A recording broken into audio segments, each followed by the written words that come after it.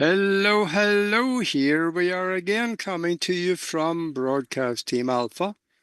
And we are coming to you from 44 different platforms around the world. And my name is Aage, and I'm the host. And my co host, Nori, cannot be here tonight. She had a client that she couldn't get out of, so she'll be back next time.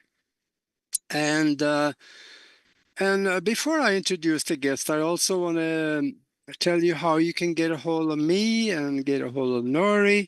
And just go to broadcastteamalpha.com and go into the contact feature and send us an email. We'll get the email and we'll get back to you and see what maybe we can do for you. And also, we are transmitting on the Conscious Awakening Network. Folks, you got to go over there and have a look. They got close to 50 different shows over there that are all kinds of good stuff that both you and me and everybody else need to know about. All the stuff that, we're not supposed to know about.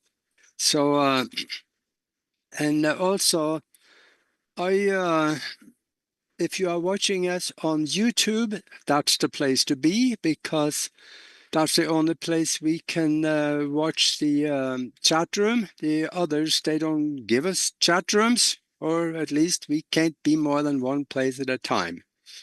So, and then I want to give you a little bit of information about our guest tonight. Many of you will know him because he also is a show host. And we have Tyler Kiwala with us. And he is an extraterrestrial experiencer, a researcher, and passionate disclosure activist. He is most known as being one of the hosts on Journey to Truth podcast. Him and Aaron Kuhn, they have that platform to cover everything controversial to wake the masses up. And they are definitely doing that. They're doing really good with it. And Tyler's journey starts with a levitation experience shortly after his mom passed in 2011. And that ended up with intense paralysis and shadow people moving in with him as it grew into experiences with inner earth people, Sasquatch, Greys, Reptilians, and there were several attempts on recruitment into military projects. I guess we could call them the Black Projects. That's probably where they wanted him since he had these experiences. And I think we're going to hear about that too. And he has a book out. It's called Bleed Through Tales from Another Timeline. There you go. There's the book. Tales from Another Timeline. And he also has a website that is for his show, Journey to Truth.online. And you can find him on Facebook, Instagram, YouTube, and other places. So, welcome to the show there. Yeah, thank you for having me. Thank you for the beautiful introduction. And I'm excited to be here, talk about time travel and all this other stuff that we've been, into for years. And I'm just grateful for the opportunity. Yeah, there you go. And a lot of times also people like to know maybe a little bit about how did it start out for you? What brought you onto this path instead of staying in the business world and doing like everybody else does? It was actually after my mother passed away when I was 24 in 2011. She died in her sleep, and it was unexpected. Immediately after that, I started getting attacked in my sleep. The first experience I had was a levitation that turned into a sleep paralysis, that turned into shadow people, turned into abductions. I mean, all kinds of stuff. But prior to my mother's passing, it was just radio silence. Nothing was happening. I was just living my life, sleeping all night, never had a problem sleeping. And then after that, it was pretty much overnight, and it started. And I didn't really believe in a lot of this stuff.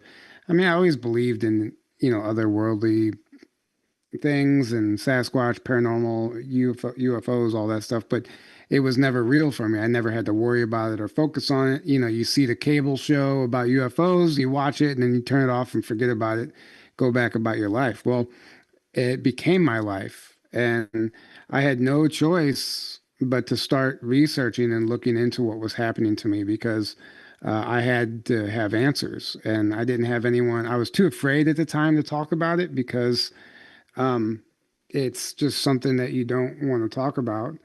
And Yeah, it's a whenever, stigma. yeah, yeah. And at the time, like I knew all my friends and everybody else wouldn't necessarily believe me or might think I'm nuts, or maybe they wouldn't have, but I sure felt like they would have.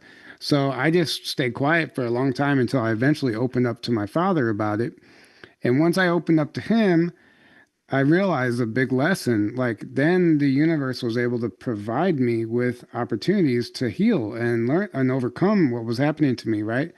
But I had to speak my truth to attract that in. And I realized like we're all here to help each other. And suffering in silence does you no good. So if you need help, ask for help because there will be people there waiting for the call. And that may be people or guides or whoever it is, but that's what I needed to do to finally pull me out of that. And then that's when my awakening really started. So, Yeah, and I think it is very important that you do talk about it because there are other people out there having had experience, strange experiences like that or other experiences, and they are afraid to talk about it. So when they hear you talking, they start thinking maybe I should too, because that's from where the healing will come. You right. agree? Yeah, yeah, absolutely. And that was a part of a big reason I wrote my book was because, for one, the stuff I get into in my book, I mean, it's largely unprovable, and because it takes a foundation of belief and understanding that this stuff exists before you can really go deeper and to stuff like time travel and quantum mechanics, parallel realities, all this stuff, and memories from these other timelines and stuff. And it's really out there if you haven't been seasoned in this type of material. So I Mhm. understood like it was a risk for me to put this out and not care what people think because if I did, obviously what's the point? I just what I guess what I'm trying to say is I knew I had to put this out because other people are experiencing the same thing, and I feel like I can just like be the trailblazer here. And not that other people aren't talking about this stuff, but it's really off. I mean, if you're not into this stuff, it might just seem like I'm nuts. But I'm Yeah. not because you've had similar experiences. But I feel like if I put it out there, somebody reads it, it makes them comfortable to tell their story. Yeah, and I think if there's, I call them nuts and bolt people, the people that can't, if you can't see it, hear it, eat it, just feel it, then it doesn't exist. But you mentioned shadow people, or I have people living in this house with me, but I can't see them. Except right out of the corner of the eye, every so often, I see somebody standing there, kind of like in a shadow form. When I look over there, piff, he's gone. Right. Yeah. Yeah, I've seen the shadow people a number of times. They're directly related to my sleep paralysis attacks. They were those haven't happened in quite some time, but uh, that's when I first started to see them. And then I would notice, like, during some of my experiences, they would just be there in the room. Sometimes maybe like a watcher, and I. There's so many different theories, but obviously they're existing in another dimension or another frequency and in some cases, I know they were some sort of an entity that was looshing off of me, like loosh harvesting my energy, and it was part of this whole attack that was happening. In other cases, it seemed like they were more of an observer, like maybe monitoring the timeline or just kind of watching things and reporting back or something. It seems like that might be the case, but then I don't think there's any like clear black and white answer. I think it could be a number of things. And I don't think there's one simple explanation for who the shadow people are, but they're definitely there and they're real and people catch them on camera. And it could be a soul that just simply hasn't crossed over, and it's stuck in this astral realm or this fourth dimension, and it needs to be freed and crossed over. And maybe some people, I know for a fact, some people are out there doing that, helping these souls cross over so they don't get stuck. And it could be any number of things, I think. Hmm. Do you feel like you were able to communicate with them? No, because I don't think they're interested in communicating with me. I Oh. definitely, the very first time I saw one, I woke myself up from a dream right before I was about to get attacked. And it's a whole long story on how that works. But I was able to lucid dream and wake myself up at any given moment. And before this thing was coming after me in my dream, I woke myself up because I'm like, wait, I'm dreaming. Just wake up. And I wake up, and then as I wake up, there's virtually a shadow person in the process of climbing on top of me, and I seen him, and it was shocked. There's no facial expressions, right? Because it's just a shadow figure, but you can feel energy, and energy doesn't lie, you know. And it was just as shocked as I was. It didn't expect me to wake up. It wasn't expecting me to even be able to perceive it, and it knew that I could see it, and it was startled. It was like frozen in fear as much as I was, and then it just like kind of took off and glided around the foot of my bed and just right out the room. And that's when it got real for me. I'm like, wait, this isn't something that's just happening in my dreams, and sleep paralysis isn't anything what the doctors are telling us. Like I just literally proved that this is something very tangible, and this is a real intruder. This is an actual attack. This is a loose harvesting thing. And it was actually detrimental to my health because when they do get on top of you and siphon your energy like that, it's like a video game. Your life bar just goes down and down and down. And it's a fight for your life. It's what it feels like. I learned a lot of lessons the hard way, and I had to find ways and figure out how I can overcome this. And it's been quite a journey, but that's how it all started, really. Hmm. Uh, have you had this all the way up to now, or did you get rid of it a few years back, maybe? Um, yeah, I mean, so it's really interesting. I've gotten, it barely happens now. It's almost like a non-issue at this point because I've kind of passed that phase of my training, I call it. Uh, Mhm. but that's what it felt like. For years, I didn't know I could do anything about it. So it just got worse and worse and worse. And my fear was feeding it. And then I had to learn like fear is an illusion. I had to stop being afraid of it. I had to start raising my frequency and changing my lifestyle. And I had to start doing clearings and meditations and calling in my guides and Jesus and all these things and putting a sphere of white light around myself and all the tricks in the book. I had to start practicing and working with them and figuring out how I can shield myself from this. And ultimately, and then they would get creative and they would find new ways in, and I would have to get creative because the same things don't work all the time, and you constantly have to like whatever. It was just this back and forth battle, like this shadow war, spiritual war, and it was a whole thing that lasted for years, and then now I realize like what I found the most interesting was it stopped for quite some time. It's been a year, maybe a year, 2 years since it's happened, a year maybe, which is a long span for nothing to happen for me since negative anyway, Mm. because it was just a rough journey. But for a long time, nothing happened. I went to Egypt for the first time. And we were doing some powerful grid work in Egypt and activation and stuff. And I was having like these kind of like past life memories. Everybody goes to Egypt to pick up fragments of their soul and stuff. And Hmm. when I got to Egypt, um, 3 times on that trip, I got attacked really hard in ways that I haven't in years, and one of them was so bad that I couldn't even break out of it, and that's like I've become a pro at breaking out of this paralysis and stuff, but it was like whatever we were doing and whatever's going on in Egypt, it's very there's still a dark, heavy, dense energy over there, and it's Yeah. intentional to keep the secrets, the magical secrets of Egypt suppressed and hidden, and the mind control and all that stuff.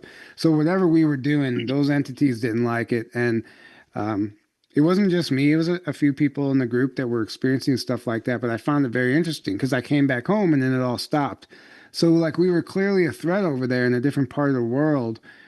And I just was surprised because you go to have this spiritual experience and then I end up going straight into the battlefield, and I'm like, oh, there's some real work that needs to be done here. And now I understand why so many people are called to go over there, and it does make a difference, and it make an impact whenever you do get together with these groups of people and turn these sites back on and reconnect those threads and plug the whole grid back in because it's been hijacked. Yeah, and I think it's at least over a couple of decades now.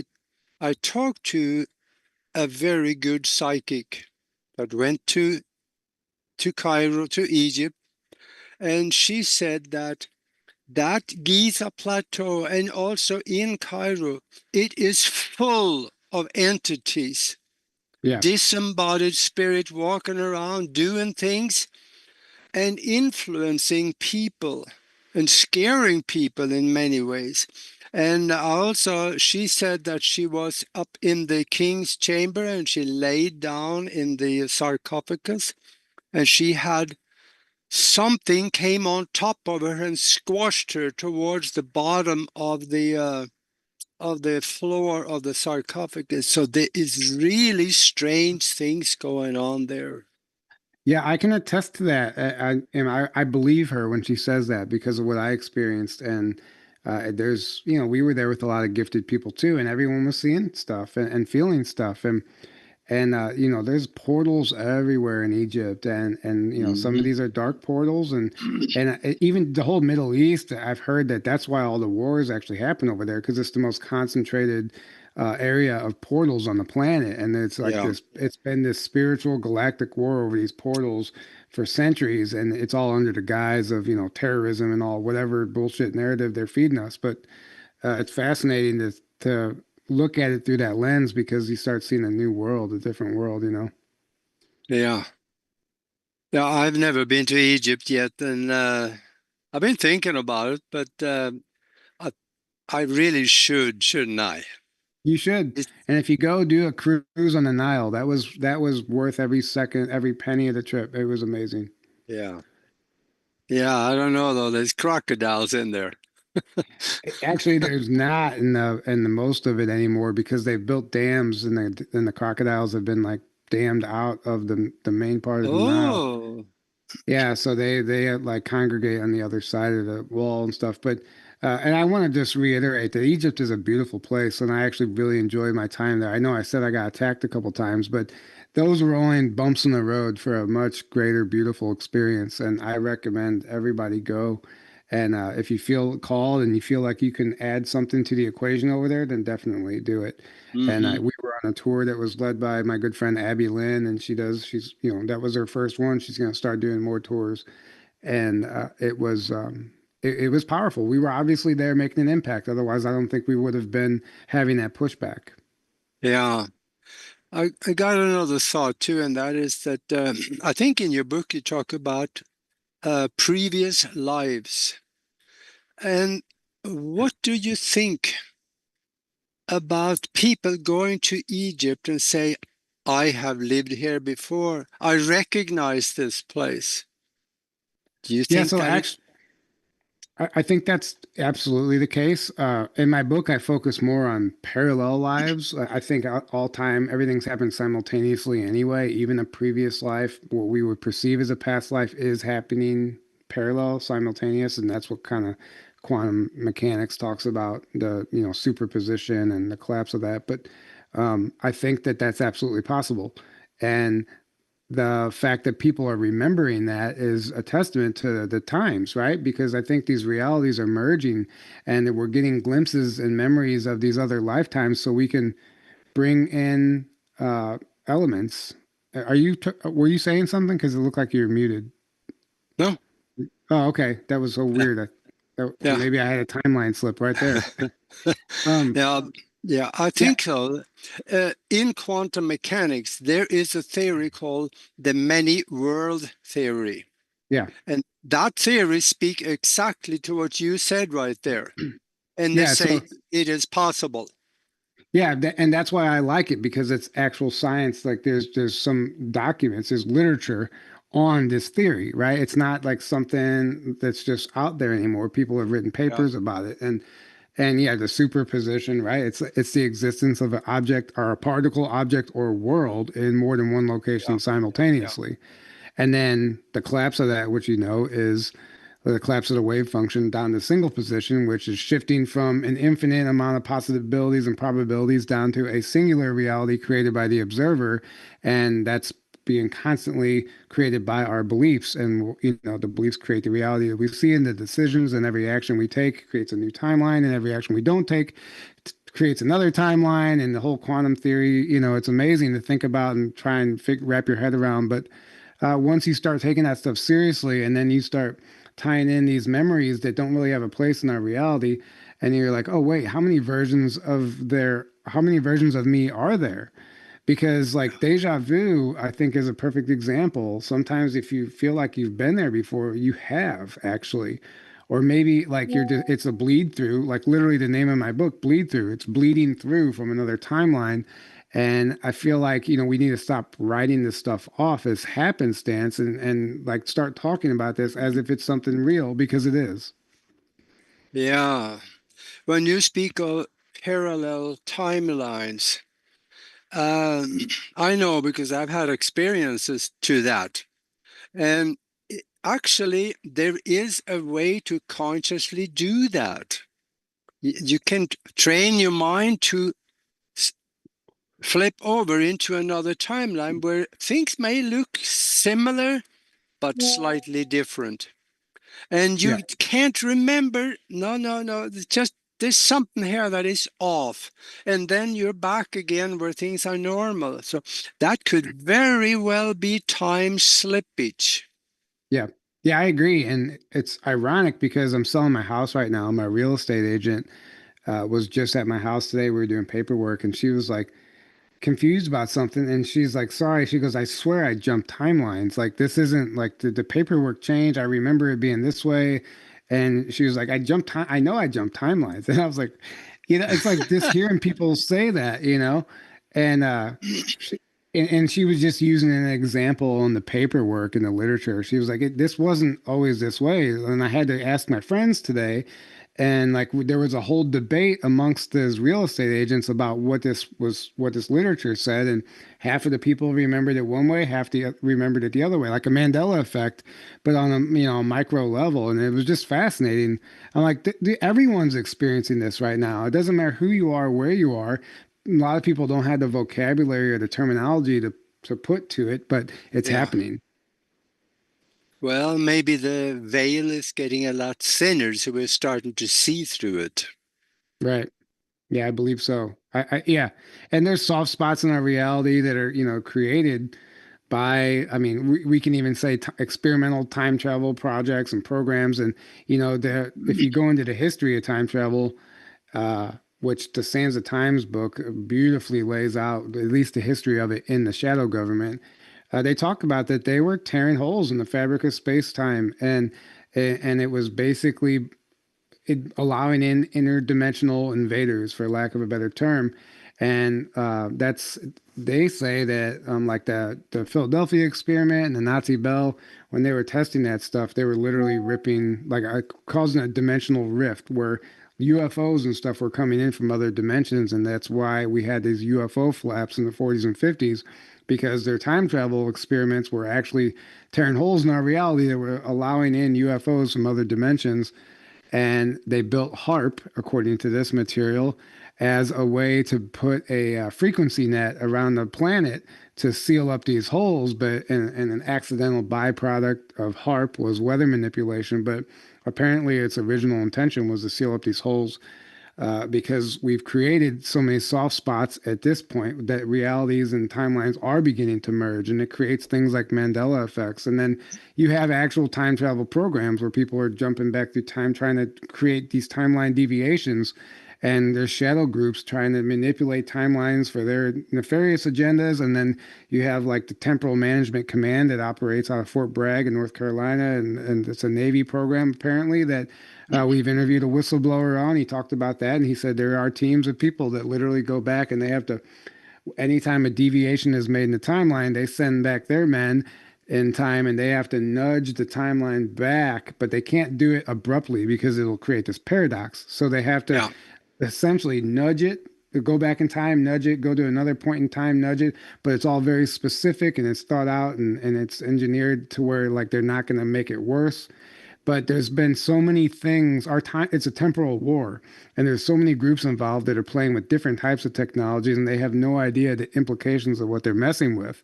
Like the TR-3B, any of these reverse engineered UFOs are actually flying time machines, and that's why we don't know about them.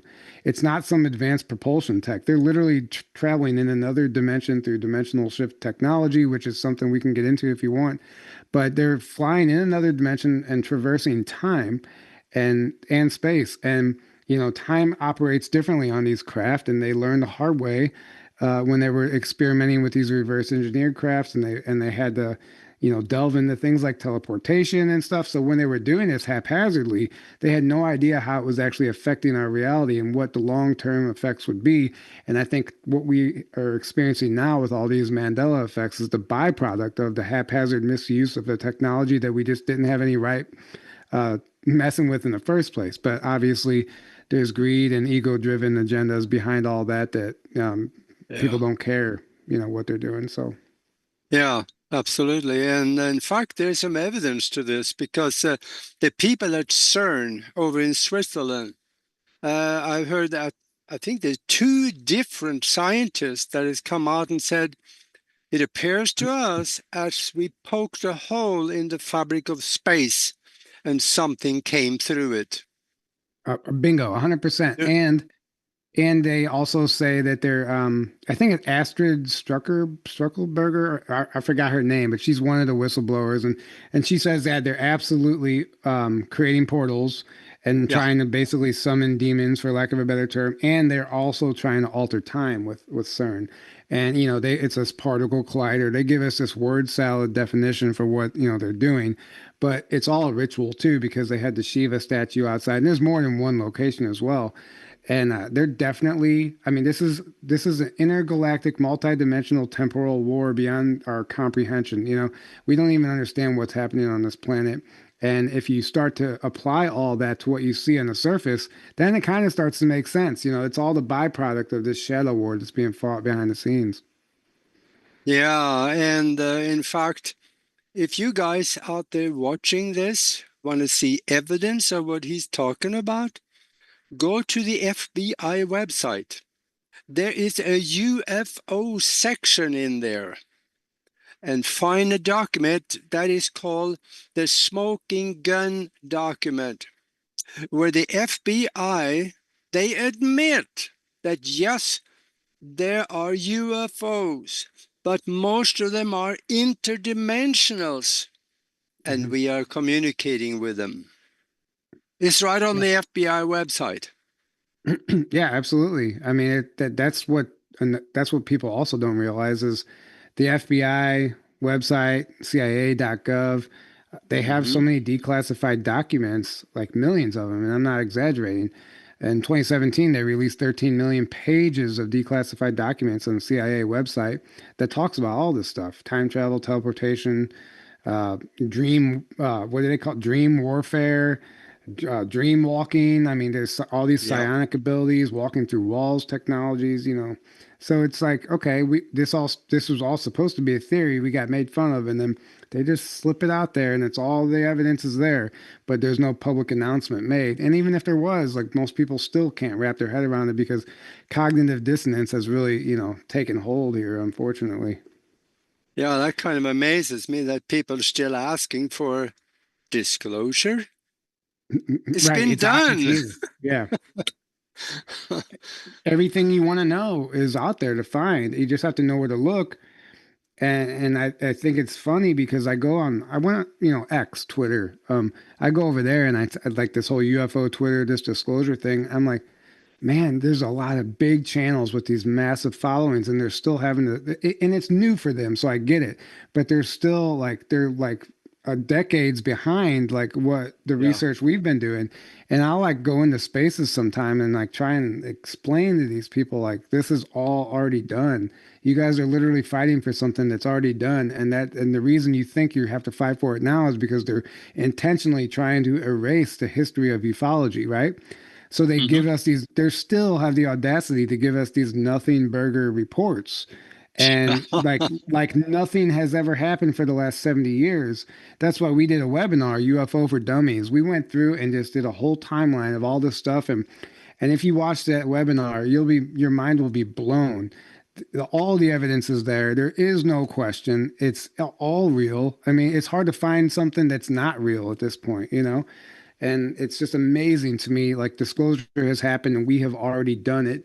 And why would we expect the government who's been lying to us the whole time anyway to suddenly make it Yeah. official? They're not going to tell them themselves because they have blood on their hands. There's treasons.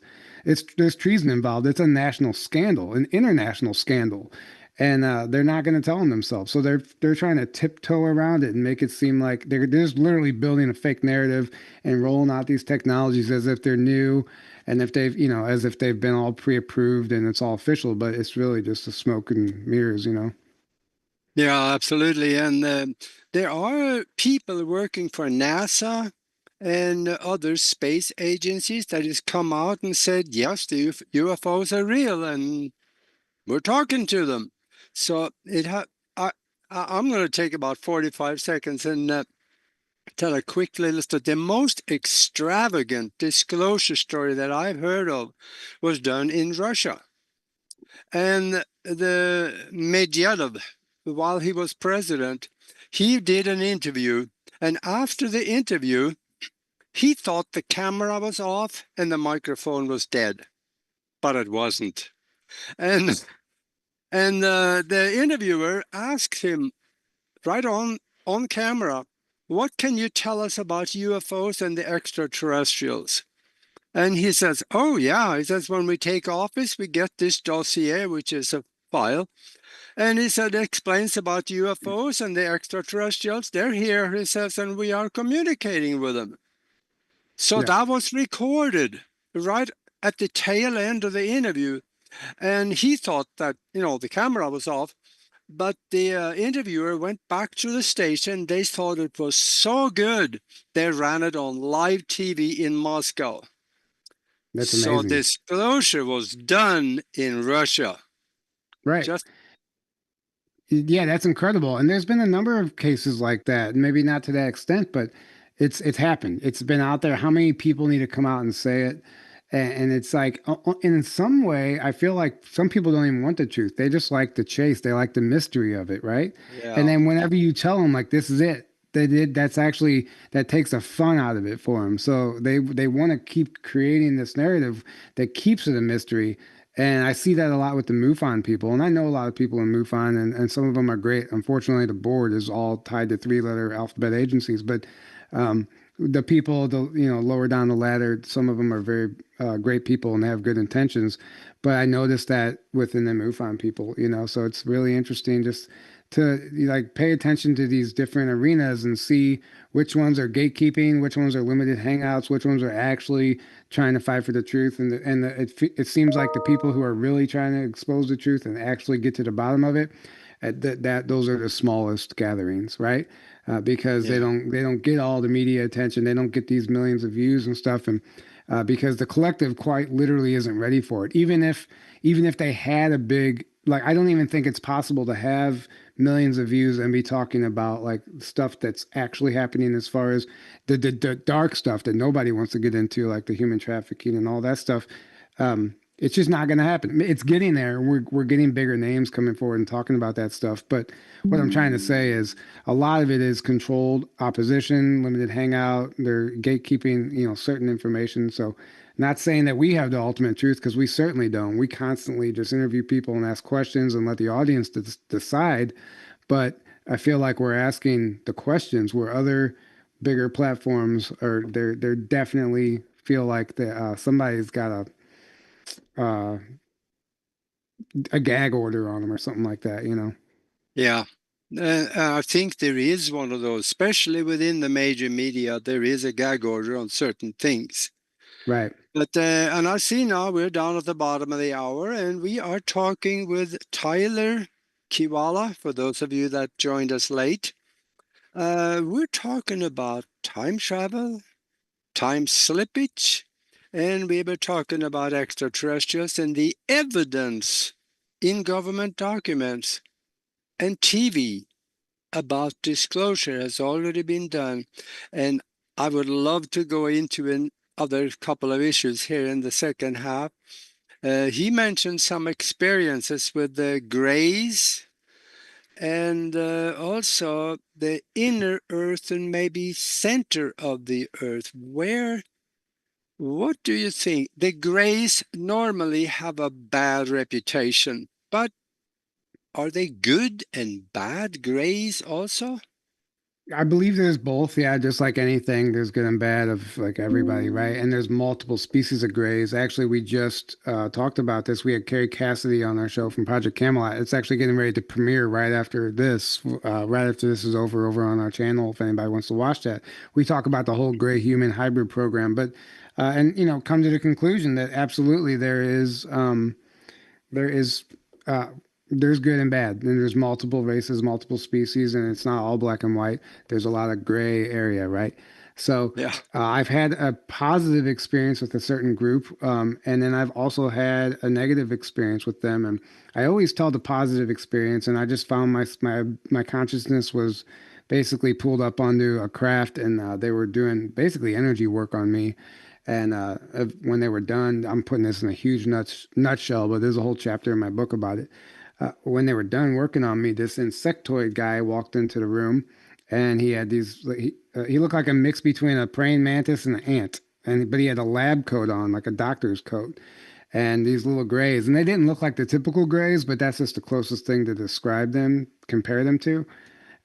They were doing literally like Reiki, and they had 3 fingers each. And then once they were done, they stepped aside, and he walked in, and he got real close to me and looked into my eyes like a doctor would with his light, and how the doctor does that. But he did it with his eyes, and he looked me in the eyes, and he was going back and forth. But he had these big bug eyes. I didn't even know where to focus, and he was going back and forth, and then he looked over my body, and he kind of gave the little guys a nod of approval, and then boom, it was gone. It was done. The experience was over. And that actually wasn't a negative experience, but I did have a negative experience years later, only a couple of years ago in Colorado when I was staying in Mm. Fraser Valley, where Roosevelt used to. That used to be his favorite vacation spot. I think it was Roosevelt or Eisenhower. I'm sorry, maybe it was Eisenhower. Uh, it was his favorite vacation spot, but it's also a paranormal UFO hotspot too, ironically. And a friend and myself, we stayed in Colorado and had an experience with the Greys. If you want to hear about that, Yeah, that would be fine. yeah. So we were out there doing some grid work, and she's a very gifted channeler, and we were doing some powerful stuff. Going around to these certain areas that we were guided to, and at night we were both kind of experiencing some negative stuff. And something that used to happen to me, it doesn't happen anymore because I kind of figured out a way to stop it. But I would feel like I would get electrocuted. Like as I was falling asleep, it felt like something wanted to shock me awake.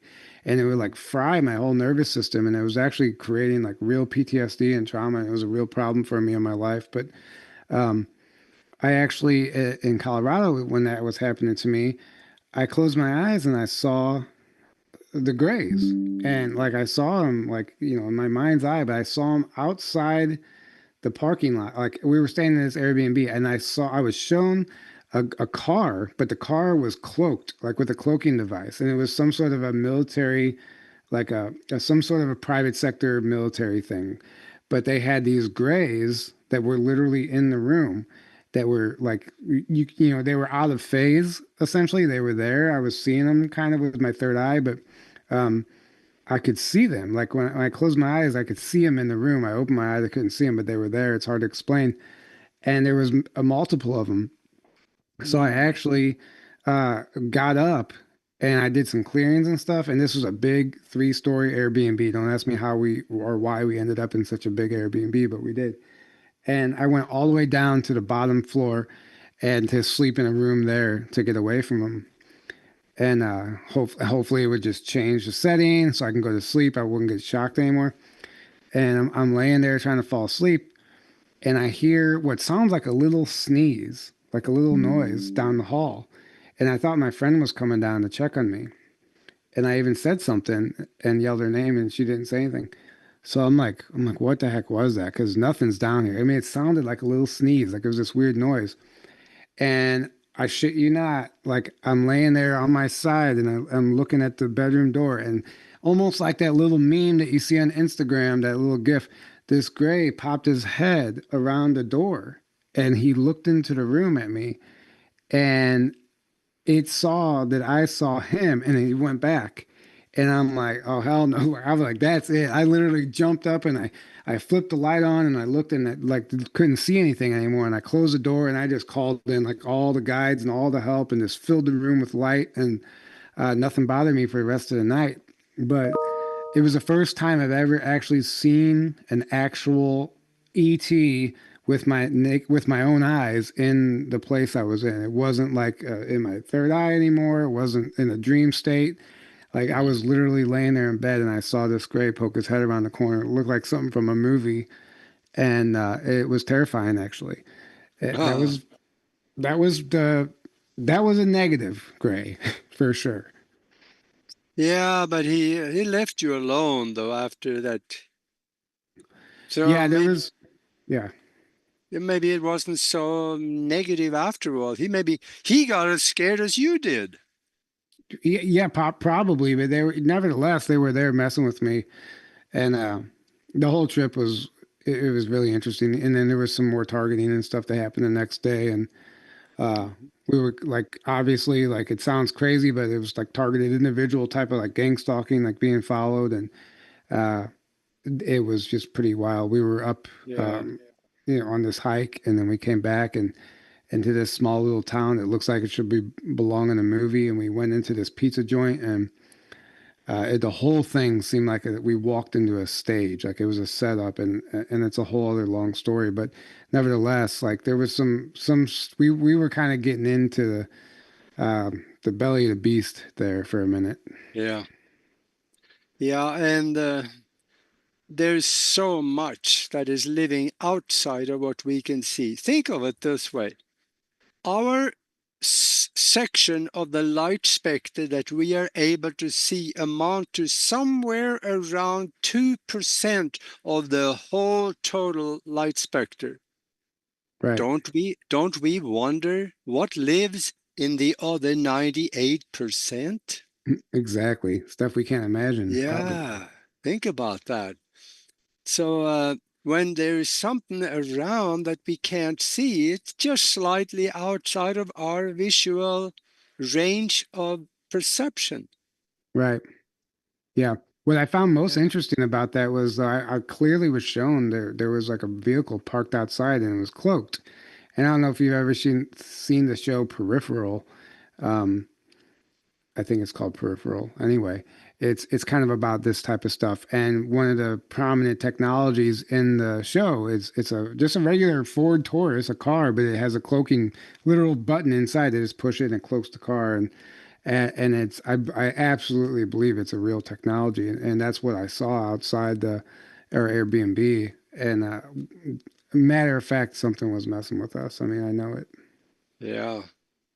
Well, the thing is that these kinds of cloaking devices, they are starting to come up with them now, which tells me the military or the dark side of government or hidden projects, they've had it for 50 years.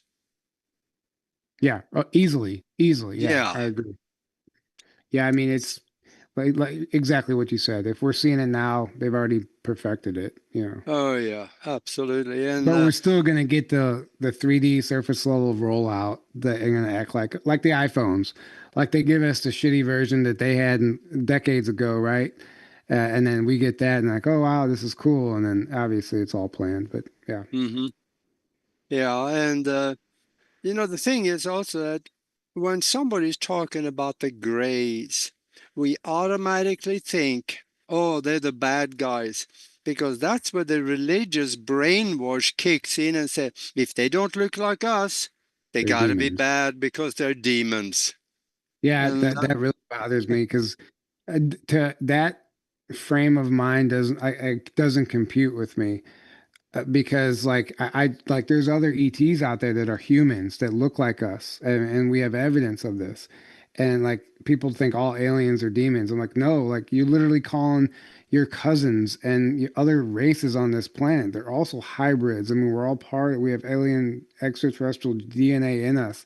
Like everyone's been so mid misled with this narrative that, if it's outside the Bible, it can't exist and whatever. That's a whole other discussion. But um, my brain literally short circuits when I hear stuff like that because I don't understand how somebody can be so closed-minded to not at least comprehend that like there's other intelligent species out here, right? yeah, And so yeah, in many cases working with us and helping us, and people are having experiences all over the planet, and there's very clearly not a demon. Like it's like it just doesn't make sense. So yeah, I hope that program, I hope that illusion, that frequency gets disbanded because we need to move past that.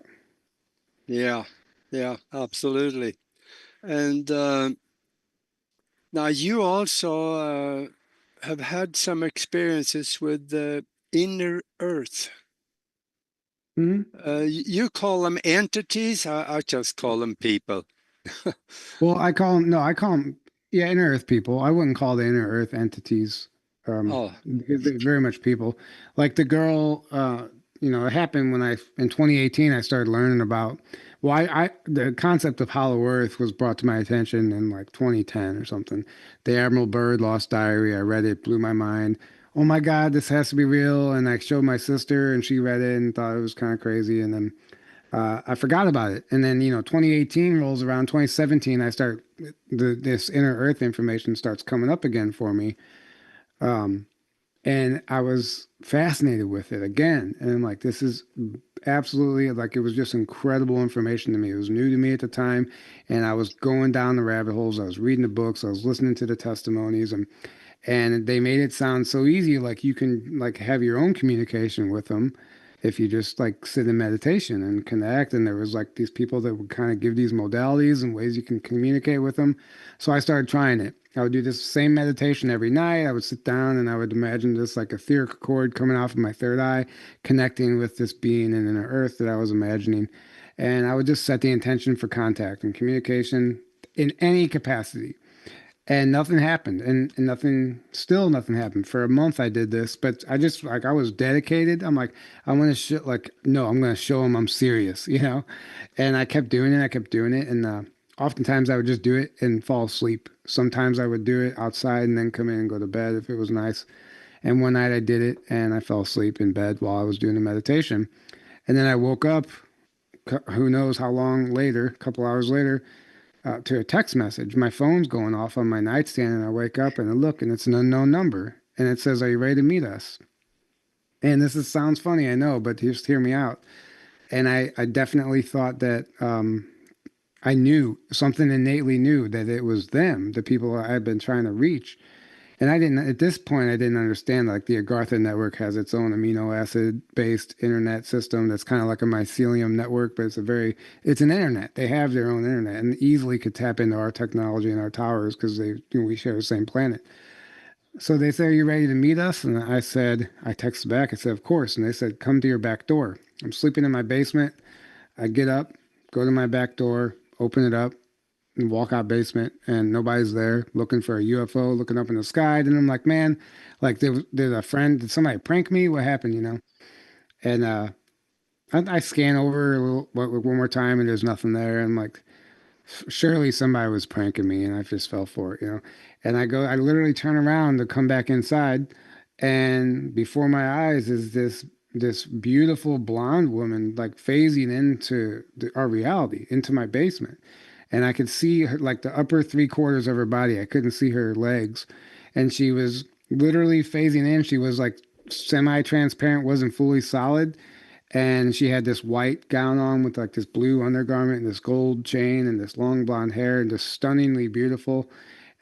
Looked like something from Lord of the Rings. And I was literally frozen. Like I couldn't move when she appeared. Like for one, I was startled, but she didn't scare me. And I know now what happened, why I couldn't move in her presence is because she had to alter the density of the room to even appear and manifest the way that she did, even in that much, because they're too high frequency to come. They have to lower their frequency a lot to even Yeah. exist here.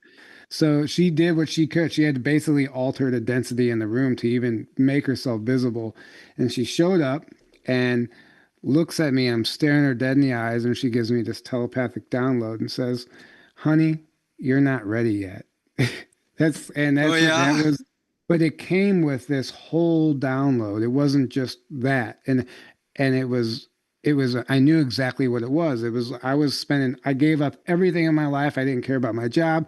I just wanted to go to inner Earth and talk to inner Earth beings. I wanted to escape this reality. And what came with the download was like, that's great, but that's all secondary to my mission and why I'm actually here on this planet. Like connecting with them is not my primary motive. I should be, there's other things that I should be focusing on in life. And basically, they showed up to let me know, like, yes, we're real. What you're doing is possible. You can connect with us, but now is not the time, and you're not nearly as ready as you think you are for this type of contact. And so it was satisfying in that regard. And then the next night, after that happened, I laid down again and I went into the meditation. I said, I know I'm not supposed to. I got the message and thank you for the communication, but I just want to ask if I could at least know your name of who I saw. And like I had headphones on, like it was in my head. I heard this elvish voice. It literally sounded like a woman on Lord of the Rings, like an elf.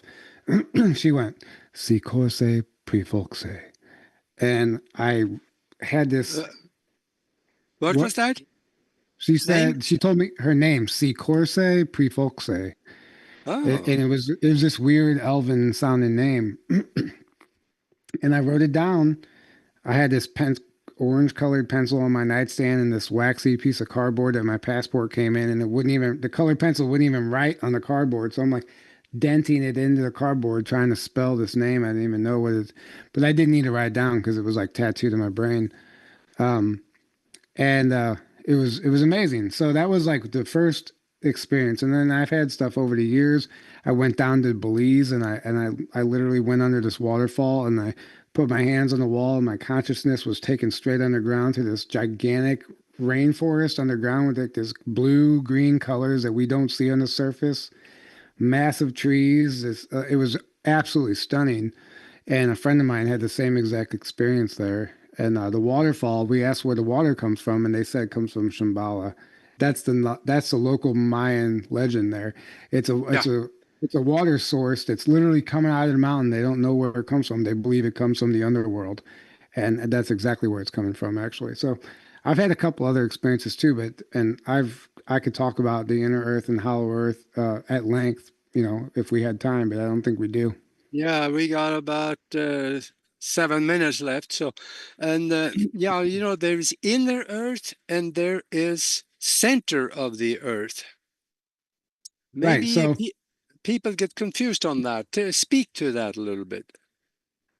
So there's Inner Earth, which I call the Agartha network, which is basically a network of cities within the Earth's crust, within the Earth's crust. And there's a tunnel network that connects all of them, and including even connected to some military bases in some cases. Yeah. That's the Agartha network. And there's these cities and these pockets within Earth's crust, and they're massive, right? Beyond even our comprehension. And then there's Hollow Earth, which has its own central sun, and you hear this is where Admiral Byrd went. This is where so Smoky God, Olaf Jansen, if you're familiar with that Yep. story, I highly recommend reading the book, The Smoky God. They go into the hollow earth. Billy Woodard also talks about the hollow earth. It's different. So there's not a hard solid core in the center of our planet. It's like another sun, effectively.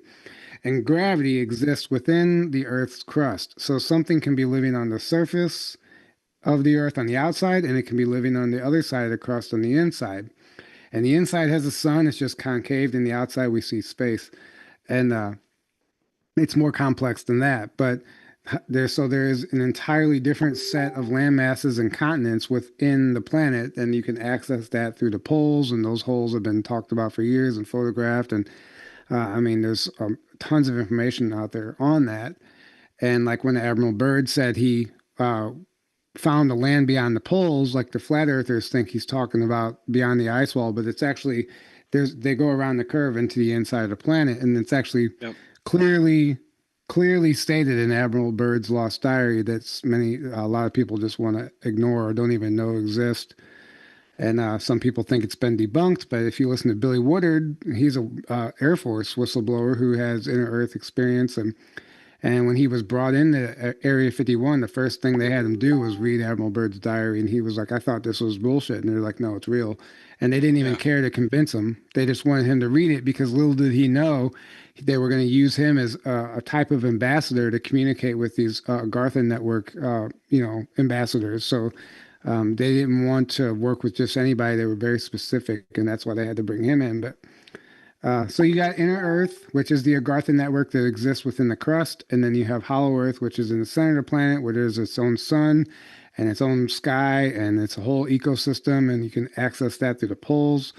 And it's pretty amazing to even think what's possible. And then there's other realms and other dimensions, and there's so many things and pocket realities and things Yep. within all that to even understand it. And then you can't draw it on a map. It just doesn't really. It's hard to explain, but it's all real. There is actually a lot of evidence for this hollow earth because on our website, I have a leaked NASA print that I got a hold of probably around 30 years ago.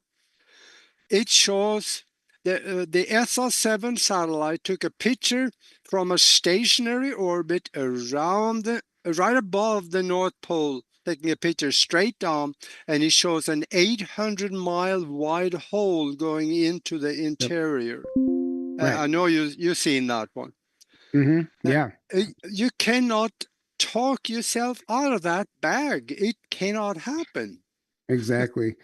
Exactly. I mean, there's so much about the whole inner Earth and Agartha, and there's so many stories. We did a whole like 4-hour webinar on it. We covered the deep underground military bases, then we segued into the Agartha network and Hollow Earth, Yeah. and got even into some like Atlantean outpost stuff, and it was a whole deep dive. If anyone's interested, you can go Yeah. to Journey to Truth Rumble or Patreon and find our Inner Earth webinar, and you'll be fascinated. I guarantee it. Yeah. Oh boy, I see we're down towards the end here, but hold up the book and speak a little bit about what they can see in the book. And I'll tell you, folks, you got to get your hands on this one. We have only scratched the surface or scratched the scratch on the scratch that was scratched into the scratch. Right, exactly. So, In, so in, this in one this is good. case, in this case, I'll read the back of the book, and I haven't done this yet, but it does summarize it. I say, what if your dreams weren't just dreams, but memories bleeding through from another reality? Discover a world within a world. Bleed through tales from another timeline as a raw, first-hand account of awakening through adversity, where truth hides in plain sight. The spiritual war is at your doorstep. Time travel is a reality, and extraterrestrial interference is more common than you might think. This book is not a theory, it's a record. Inside, you'll explore vivid encounters with non human intelligences, dark entities, and how they infiltrate our dreams and relationships. Time travel, parallel realities, and a shadow government, Mars recruitment, voice to skull technology, clones, and secret space programs, inner Earth, the astral realm, Akashic records, and messages from beyond, how to protect your energy, reclaim your power, and remember who you are. If you've ever wondered why your life feels stranger than fiction, it's because it is. You're not crazy. You're waking up, and the bleed through has already begun. So it tells my whole story and some, and I really get into really deep into a lot of topics, and it's not for everybody. It's not a book for beginners, but a beginner might find it interesting for sure. But uh, I highly Uh, recommend if you're into this stuff, pick it up and see how if you enjoy it. I tend to disagree. I think it is for everybody because you can crack the door open for the ones that believe nothing. You crack the door open a little bit so it says when something happens in the future, they're going to think back and say, wait a minute, I remember he wrote something like that. Right. Yeah, that's So, true. Yeah, that's a great point. So it is for everybody, yeah, but it's definitely it doesn't ease you into it. I'll say that. yeah, I absolutely. tried to start writing it like as if it would be for a beginner, but then I realized I can't tell my story and hold back like that. So I just had to tell my story. Yeah, that's good. That is wonderful. Oh man, we're down to the end, but I got my favorite question. If you could talk to the whole world and the world is listening, what would you tell them? Oh man, put me on the spot. Um, the Earth is not flat. Yeah. No, I wouldn't say that. No, I would say anything you can imagine is real. So imagine a beautiful future. Yeah. And even if you can't see it, if you imagine it, you can make it real. Right. Exactly. Yeah, I love that. Yeah. All right. Wow, this was wonderful. Thank you very much for being with us. Yeah, This was absolutely. great. I really had fun with this. I appreciate it. Thank you. Yeah, you know what's going to happen. I'm going to ask you to come back again. I Of really would like course. to see be back on here. Yeah, I mean, we barely got in. We didn't really get into hardly anything, you know. So, Yeah, there's so much more to talk about. yeah. Yeah, thank you very much. So, Yeah, thank you. Thank you guys yeah, for being here. well, thank you, and until next time.